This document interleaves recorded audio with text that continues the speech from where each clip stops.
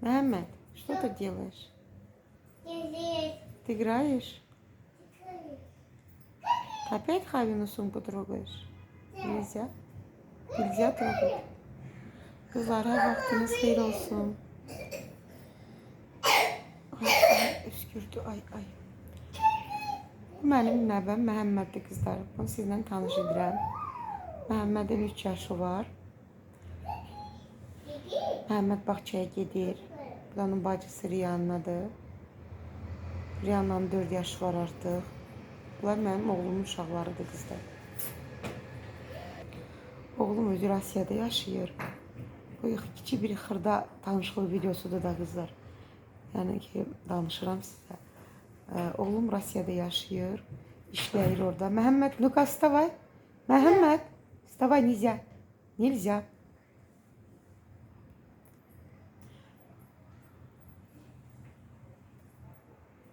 Mən özüm də qızlar 30 il Rusiyada yaşamışam və artıq keçən il avqust ayından, yaydan belə Bakıda yaşayıram. Nəvələrimlə, böyük qızımla və kiçik qızımla. Yoldaşım və 2 oğlum Rusiyada yaşayır. Hələlik yaşayır və inşallah ki tez zamanda onlar da köçüb gələcəklər bura. Orada yaşadığımız müddətdə mənim tam necə deyirlər, özümü dərk elədiyim zamanlardan belə orada yaşayıram. 17 yaşımdan mən Rusiyada yaşamışam. Hələ 17 yaşımdan Rusiyada yaşamışam və mənim bütün ailə həyatım demək olar ki Rusiyada keçib. Uzaq Sibirdə, deməli Şimal Buzlu Okeanının yanında çox soyuq bir şəhərdə yaşamışam. Orada mənim 4 övladım dünyaya gəlib. Orada nəvələrim dünyaya gəlib. Nəvələrim orada dünyaya gəlib və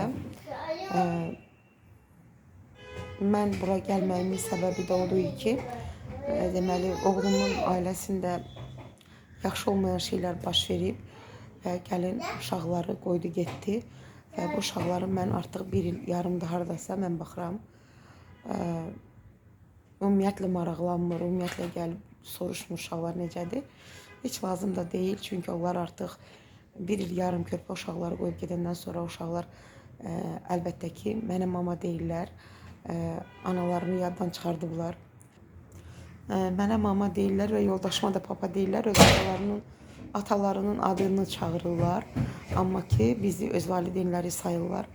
Və mənim gördüyünüz kimi kiçik qızım da elə çox da böyük deyil, 9 yaşı var. Elə bir yerdə böyüyürlər. Bacı qardaş kimi. Bacı qardaş belə. Biz oradan gəlməyimin əsas səbəbi bu idi ki, mənə evdə uşaqlarla çətin oldu həqiqətən də. Evdə oturmaq uşaqlarla həqiqətən də çətin oldu və bu zamanda elə iyul ayının 28-də Allah hamının ölənlərinə rəhmət eləsin, mənim mamam dünyasını dəyişdi və mən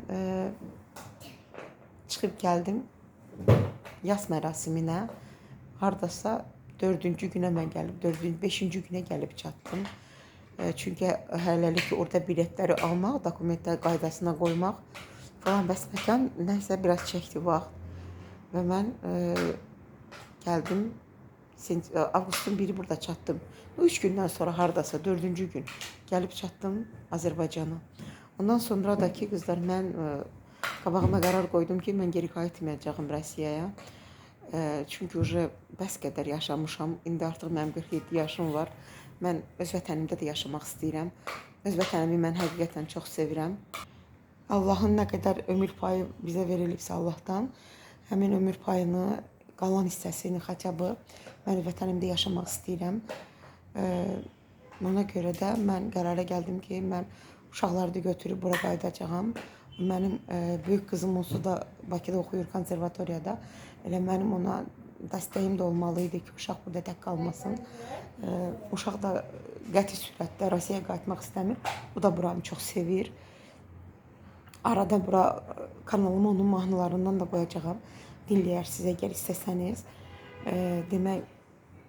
Deməyim odur ki, mən belə qərara gəldim ki, mən Azərbaycana qayıdım, vətənimə qayıdım və qalan ömrümüzü burada keçirdə, nəvələrimi burada böyüdüm. Kiçik qızım heç olmasa mənim arzuladığım həyatı burada uşaq yaşaya bilsin. Çünki mən həmişə vətənimdə yaşamaq istəmişdim, amma Allah nəsib eləmədi. Allaha qurban olum, hər şey onun əlindədir. Və bu indi heç olmasa Allah bizə qismət eləyib. Ona görə də bu fürsəti əldən vermək istəmirəm. Uşaq burada oxuyur, 3-cü sinifdə. O da çox məmnundur, xoşu gəlir Azərbaycandan. Çünki buranın həm klimatı, həm insanları, öz millətimiz, özü, nə bilim, valla mən çox dəyər verirəm. Amma burada yaşayanlar bəziləri deyirlər ki, necə yəni Rusiyadan siz qayıtmısınız, nəyə görə? Bəs ora yaxşıdır, bura pisdir falan, bəs mən çox inciyirəm belə eşidəndə. Çünki mənim üçün Azərbaycanı pisləyən, nə bilim, valla mənə çox pis gəlir də. Mən düşünürəm ki, insan əgər yaşadığı yeri sevmirsə, burada yaşamamalıdır. Eynən də mən sevmədim, mən yaşamadım, çıxıb gəldim də. Yaşadığımı da mən məcbur qaldım yaşadım. Çünki mən öz başına deyildim, mənim ailəm var. Ona görə də mən uşaqlarımı orada böyütdüm. Məcbur idim. Amma indi oğlanlar böyüdülər. İndi birinin 30 yaşı olacaq, birinin 29 yaşı olacaq. Onlar artıq böyüdülər, onlar özləri qərar verə bilərlər, harda yaşasınlar. Yoldaşım da gəlmişdi bu yaxınlarda, hardasa bir ay yarım qaldı hardasa, biraz da çox və çıxıb getdi. Опять qayıtmaq istəyir bura. Yenə bura qayıtmaq istəyir, çünki o da vətəni çox sevir, o da gəldi, gördü, çox xoşladı. Bakıda, sözün düzü, biz Bakıda yaşamamışdıq, biz yaşayırdıq. Evimiz var rayonda, amma biz Bakıda yaşamamışdıq. Gəlib 3 gün qalırdıq, 5 gün qalırdıq Bakıda və gedirdik rayona. Amma bu dəfə mən burada yaşayıram deyə yoldaşım gildə gəldilər. Biz bu evdə qızlar kira yaşayırıq, Yeni Yasamaldan. Mən sizə burada göstərəcəyəm Romtor kvartiranın necə evdir.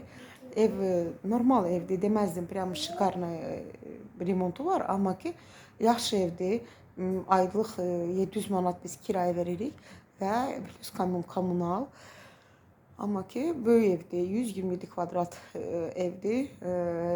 Hər şəraiti də var, necə lazımdır. Əşyaları, zaten nə lazımdır, texnikaları, hər şey təzə. Ona görə də inşallah ki evimizi alana kimi biz burada yaşayacağıq. Bura xoşum gəlir, bu rayondan da sakit rayondur. Çox mərkəzdə tərəf istəmirəm. Bəlkə evi alanda bilmək olmaz, biz hansı tərəfə düşəcək, onu Allah bilir. Belə qızlar, bax özüm haqqında bu qədər. İnşallah ki kimin sualı var yazarsınız, mən gələn vloglarda sizə cavab verəcəyəm.